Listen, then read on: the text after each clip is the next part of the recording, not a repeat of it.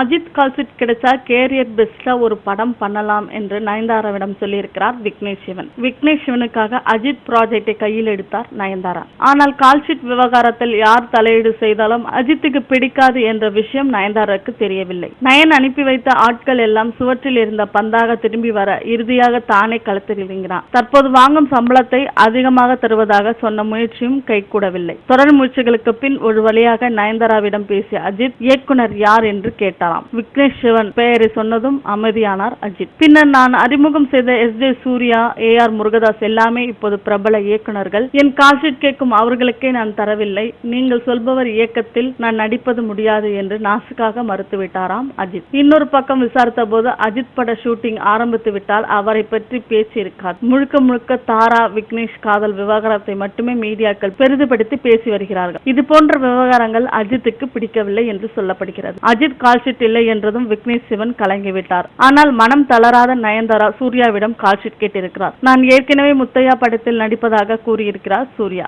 எனக்காக நீங்கள் மறுக்காமல் ஒப்புக்கொள்ள வேண்டும் என்று சொல்லி விக்னேஷ் கதையை சொல்ல சூர்யாவிடம் அனுப்பியிருக்கிறார் நயன்தாரா. கதை பிடித்து போய் சூர்யாவும் ஓகே சொல்லிவிட்டார். இது ட்விட்டரில் உறுதிப்படுத்தியிருக்கிறார் விக்னேஷ் சிவன். சூர்யா படத்திற்காக முதன்முறையாக இசையமைக்க இருக்கிறார் அனிருத். கஜினி, காக்கா காக்கா ஆகிய படங்கள் அஜித் நோ சொல்லிதான் சூர்யாவுக்கு வந்தது. ஆனால் சூர்யாவின் கேரியர் கிராஃபில் பெரிய இடத்தை இந்த படங்கள் பெற்று தந்தது. அதே வரிசையில் விக்னேஷ் சிவனின் படமும் அமையுமா என்பதை பொறுத்திருந்துதான் பார்க்க வேண்டும். மேலும் சினிமா தகவல்களுக்கு கீழே உள்ள சப்ஸ்கிரைப் பட்டனை அழுத்தவும்.